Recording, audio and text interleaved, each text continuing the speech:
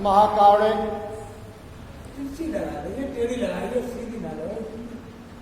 भगवान बुद्ध के चरणों में कोट कोट नमन करता हूँ। नमन करता हूँ बहुत सब बाबा साहब डॉक्टर अम्बेडकर के चरणों में और पूज्य भंते जी जिनके सानिध्य में यह धम्म वाचना का कार्यक्रम वर्षा काल में चल रहा है। अमर ज्योति जी उनके लिए भी मैं सत सत नमन करता हूँ और इस पवित्र धम्म गोष्ठी में उपस्थित होने वाले सम्मानित सभी उपासक उपासिकाएं एवं समस्त सोशल मीडिया के माध्यम से सुनने वाले भारतवर्ष के प्रत्येक नागरिक के उद्धत्व को मैं सत सत नमन करता हूँ। सम्मानित उपासक और उपासिकाओं, भगवान बुद्ध की पवित्र वाणी परम पूज्य बाबा साहब डॉक्टर अम्बेडकर द्वारा विरचित पवित्र धर्म ग्रंथ भगवान बुद्ध और उनके धम्म का नित्य वाचन है। इसे सुनने से बुद्ध धर्म के बारे में जो बहुत सारी भ्रांतियां हैं लोगों की, जो लोगों ने बुद्ध धर्म में और साहित्य में जो मिश्रण करके भारत में विद्यालय में पढ़ाया जाता है, उसमें और बाबा साहब डॉक्टर अम्बेडकर द्वारा लिखे गए ग्रंथ में बहुत कुछ अंतर है। क्योंकि बाबा साहब डॉक्टर अम्बेडकर ने 1935 में यह घोषणा की थी कि मैं हिंदू पैदा हुआ हूँ, ये मेरे बस की बात नहीं, लेकिन हिंदू होकर मरूंगा नहीं। बाबा साहब डॉक्टर अम्बेडकर 14 अक्टूबर 1956 में नागपुर में 20 साल के अंतराल के बाद में बौद्ध धर्म स्वीकार करते हैं, अंगीकार करते हैं और अपने साथ लाखों अनुयायियों को भी बौद्ध धर्म में दीक्षित कराते हैं। तो बाबा साहब डॉक्टर अम्बेडकर ने विशद अध्ययन किया और जो अंतर्राष्ट्रीय स्तर पर बौद्ध साहित्य उपलब्ध था, उस साहित्य को अध्ययन किया और अंतर्राष्ट्रीय स्तर पर जो सर्वमान्य बातें भगवान बुद्ध के बारे में प्रचलित हैं, उन्हीं बातों को इस धम्म ग्रंथ में समाहित किया है। इसलिए एक अंतर्राष्ट्रीय स्तर पर प्रमाणित धर्म ग्रंथ है। आप इसे सुनेंगे तो आप निश्चित रूप से एक सही मार्ग को जान पाएंगे।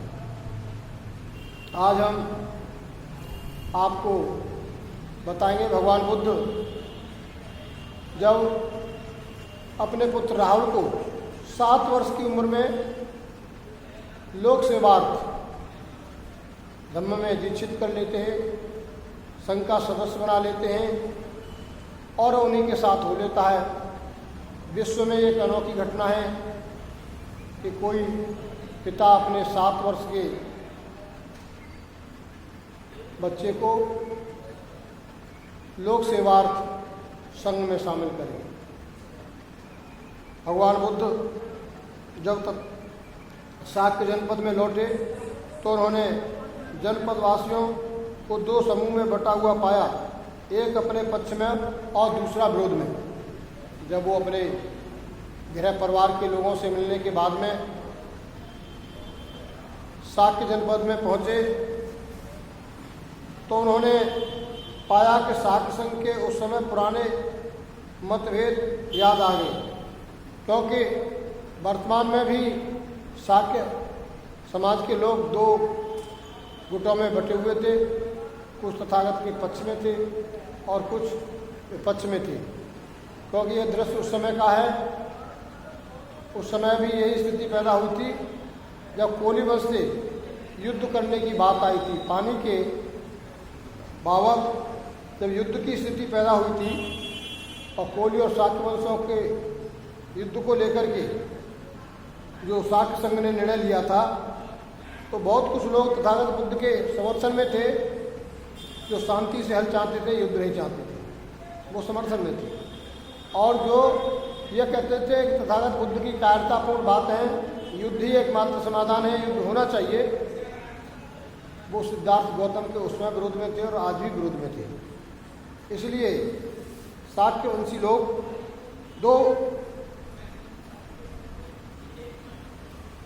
विपरीत विचारधारा में बटे हुए थे। तो तथागत बुद्ध ने उनके समर्थक और विपक्ष में बटे होने की बात को स्मृत करते हुए गृह त्यागने से पूर्व की बात उनकी स्मृति में आ गई। जिस समय युद्ध के प्रश्न पर विवाद हुआ था, जिसमें उन्होंने एक महती भूमिका निभाई थी, जो उस समय एक उनके विरोधी थे, उन्होंने जब भी उनके प्रति श्रद्धा भाव व्यक्त करने और उनकी महानता को स्वीकार करने से इनकार कर दिया था। और जो उनके पक्ष में थे, उन्होंने प्रति परिवार एक एक पुत्र उनके संग में दीक्षित करने का निर्णय लिया। वे कुलपुत्र संग में दीक्षित होकर तथागत के साथ वापसी में राजगृह की ओर चल दिए। जिन परिवारों ने अपने यहाँ से एक एक पुत्र समर्पित करने का नियम निश्चय किया था, उनमें एक परिवार अमृतोदन का भी था। जो शाक्यवंशी लोग थे, वे दो जगह बटे हुए थे, और वो जो शाक्यवंश का जो संघ था और वो जो युद्ध चाहता था, तो कुछ जो युद्ध विरोधी थे वो आज भी सिद्धार्थ के पक्ष में थे, और जो युद्ध के पक्ष में थे वो जब भी सिद्धार्थ के विरोध में थे और आज भी विरोध में थे। लेकिन जो सिद्धार्थ के समर्थन में थे, उन्होंने प्रत्येक ने तथागत बुद्ध की सतमार्ग की बात सुनी और उनके सतमार्ग को जाना। तो उन्होंने यह निर्णय लिया कि प्रत्येक शाक्य घर में से एक एक व्यक्ति तथागत के बुद्ध के जो संघ है, भिक्षु संघ, उसमें शामिल हुए। और बड़ी संख्या में लोग शामिल हुए और उनके साथ राजगृह चल दिए। जिन परिवारों ने अपने यहाँ से एक एक पुत्र समर्पित करने का निश्चय किया था, उनमें एक परिवार अमृतोदन का भी था। अमृतोदन नाम का एक संभ्रांत परिवार था, उन्होंने भी एक पुत्र को दिया। और अमृतोदन के दो पुत्र थे, एक था अमरुद्ध, जिसका बहुत लाड़ प्यार और ऐश्वर्य में पालन पोषण हुआ था, और दूसरा था महानाम। महानाम अपने भाई अनिरुद्ध के पास गया, जो बड़ा था, और बोला, या तो तुम गृह त्याग करो या मैं करूँगा। अनिरुद्ध ने उत्तर दिया, जो बड़ा भाई था, मैं सुकुमार हूँ, मेरे लिए गृहस्थी का त्याग करना, बेघर हो जाना कठिन है, तुम गृह त्याग कर लो। लेकिन अनिरुद्ध, मैं तुम्हें बताता हूँ कि गृह त्यागी में क्या क्या करना पड़ता है, गृहस्थी को चलाने में क्या क्या करना पड़ता है। पहले तो तुम्हें खेतों में हल चलवाना होता है, जब यह हो जाए तब खेतों में बीज डलवाना होता है, जब यह हो जाए तब खेतों को पानी से सिंचवाना होता है, जब यह हो जाए तब पौधों की निराई करानी होती है, जब यह हो जाए तो फसल को कटवाना होता है, जब फसल हो जाए तो फसल को कटवा कर ले जाना होता है, और जब यह हो जाए तो उसकी पूली बंधवानी होती है, और जब यह हो जाए तो बैलों के रुदवाना पड़ता है, अर्थात दाएँ चलवानी पड़ती है। जब यह हो जाए तो तिनके पृथक कराने होते हैं, जब यह हो जाए तो भूसी पृथक करानी होती है, जब यह हो जाए तो उसे फटकवाना होता है, जब यह हो जाए तो फसल को कोठे में भरवाना होता है, जब यह हो जाए तो फिर अगले वर्ष यही क्रम दोहराना होता है, और यह क्रम प्रत्येक वर्ष चालू रखना होता है। ये सब बातें दोनों भाइयों के बीच में किस बात पर हो रही कि भाई तू गृह त्याग कर, मैं गृहस्थी में रहता हूँ, गृहस्थी मेरे को ये करना है वो करना है। तो वो अनिरुद्ध जो है, अनिरुद्ध से महानाम कहते हैं, मैं तुम्हें बताता हूँ। तो उन्होंने ये सारा कर्मचक्र बताया। कार्यों को तो कोई अंत नहीं है, इस तरीके से अनिरुद्ध कहते हैं कार्यों का तो कोई अंत नहीं है, आदमी के कर्मों का की तो कभी समाप्ति होती ही नहीं है। वो हमारा श्रम कब खत्म होगा, वो हमारे काम कब समाप्त होंगे, न पांचों इंद्रियों के सुख का भोग करते हुए हम कब आराम से रह सकेंगे। हाँ प्रिय अनिरुद्ध, कार्यों का तो कोई अंत नहीं है, हमारी मेहनत ही समाप्ति तो कभी होती ही नहीं है। तो अनिरुद्ध बोला, तो गृहस्थी के भार को तुम ही संभालो, मैं ही घर से बेघर हो जाऊंगा। तब अनिरुद्ध शाक्य अपनी माँ के पास गया और उनसे बोला, माँ मैं गृह त्याग करके प्रव्रजित होना चाहता हूँ, मुझे ऐसा करने की अनुमति दीजिए।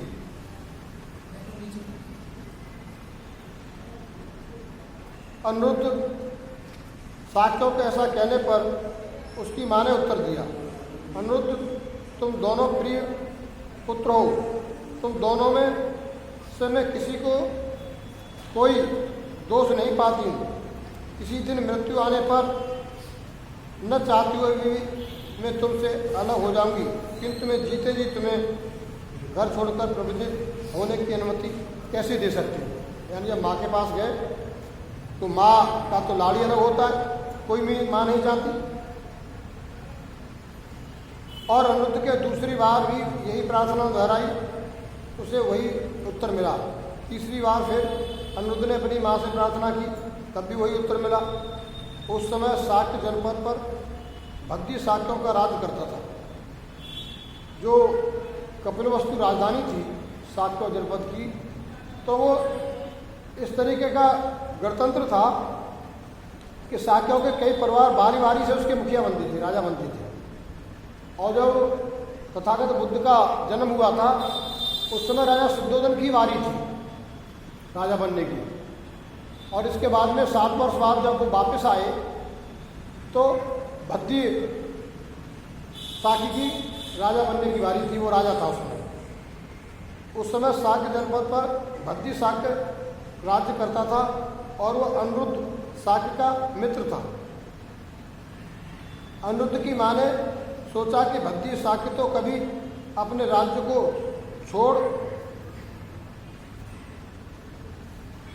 छोड़कर जा नहीं सकता, इसलिए उसने अपने पुत्र से कहा, प्रिय अनिरुद्ध, यदि शाक्य राजा भद्दी गृह त्याग कर दे तो तू भी उसके साथ प्रवृत्त हो सकता है। यानी माँ ने बेटे के सामने एक शर्त रख दी।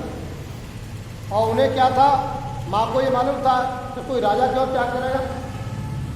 और वो जो है भद्दी राजा जो था, अनिरुद्ध उसका मित्र था। तो माँ ने कहा, तेरा मित्र है राजा भद्दी, तू उससे बात कर, अगर वो प्रवृत्त होता तू हो जाना। ये बात इसलिए शर्त रखी थी माँ ने कि राजा कभी गृह त्याग कर नहीं सकता, तो मेरा बेटा जाएगा नहीं। तब अनिरुद्ध भद्दी के पास पहुंचा और उससे बोला, मित्र, मेरी प्रवृत्ति में तुम बाधक हो रहे हो।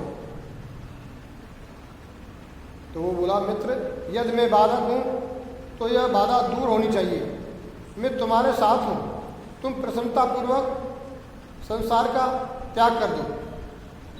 आओ प्रिय मित्र, हम दोनों एक साथ संसार का त्याग करें। आओ, तो बड़ी समस्या, माँ बोली तो राजा भी तैयार हो गया। भद्दी बोला, मित्र, मैं संसार का त्याग करने में असमर्थ हूँ। फिर वो समझाता है। भद्दी बोला, मित्र, मैं संसार का त्याग करने में असमर्थ हूँ, तुम इसके अतिरिक्त कुछ और करने के लिए कहो तो मैं वही करूँगा, तुम अकेले ही प्रवृत्त हो जाओ।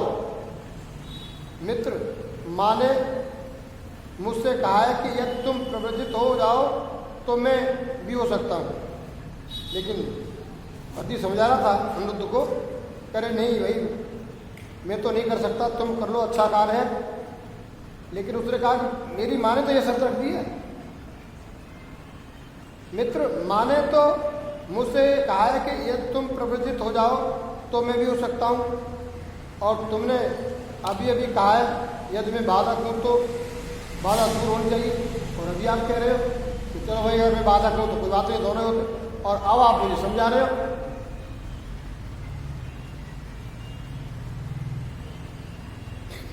दूर होनी चाहिए, मैं तुम्हारे साधु प्रश्नापूर्वक संसार त्याग कर दो, इसलिए मित्र आओ हम दोनों ही एक साथ संसार का त्याग करें। तब शाक्य राजा भद्दी अनिरुद्ध से बोला, मित्र 7 वर्ष तक प्रतीक्षा करो। अब वो 7 वर्ष का आश्वासन उसे समय मांगता है। तब शाक्य राजा भद्दी अनिरुद्ध से कहता है कि मित्र 7 वर्ष तक प्रतीक्षा करो, 7 वर्ष की समाप्ति पर हम एक साथ प्रवृत्त होंगे दोनों। मित्र 7 वर्ष का समय बहुत लंबा है, मैं 7 वर्ष तक प्रतीक्षा नहीं कर सकता। भद्दी ने 7 वर्ष के काल में को घटाकर 6 वर्ष कर दिया। बोला अच्छा कोई बात नहीं भाई, 6 वर्ष बाद हो जाएंगे। और इसी प्रकार समय क्रम कम करते करते 1 वर्ष की प्रतीक्षा की बात पर आ गया। और फिर लास्ट में 7 महीने, और इस प्रकार घटाते घटाते 1 महीना, अंत में 15 दिन प्रतीक्षा करने की बात की। प्रत्येक सुझाव पर अनिरुद्ध ने एक ही उत्तर दिया, प्रतीक्षा के लिए यह समय बहुत लंबा है। यानी जो भी समय भद्दी बताए राजा के भाई 8 दिन, 4 दिन, 6 दिन, और अनिरुद्ध कहता जाए भैया ये तो बड़ा लंबा समय प्रतीक्षा के लिए, इतने पवित्र काम के लिए और आप इतना समय मांग रहे हो, और मैं आपके बिना हो नहीं सकता, क्योंकि माँ ने शर्त रख दी है और तुमने मेरा साथ नहीं दिया, तुम राजपाट में व्यस्त रहे, तो मैं भगवान बुद्ध के संग में शामिल नहीं हो सकता, तुम मेरे लिए बाधक हो। अब मित्र होने के नाते वो मैंने भी नहीं कर पा रहा था, उसे टाल रहा था। लेकिन अनिरुद्ध जो है प्रश्न में प्रश्न करता जा रहा था। तो अनिरुद्ध बोला 7 दिन तो कोई लंबा समय नहीं है, इतने दिन तो प्रतीक्षा कर लूँगा। 7 दिन पे आगे टिक गया, चलो ठीक है।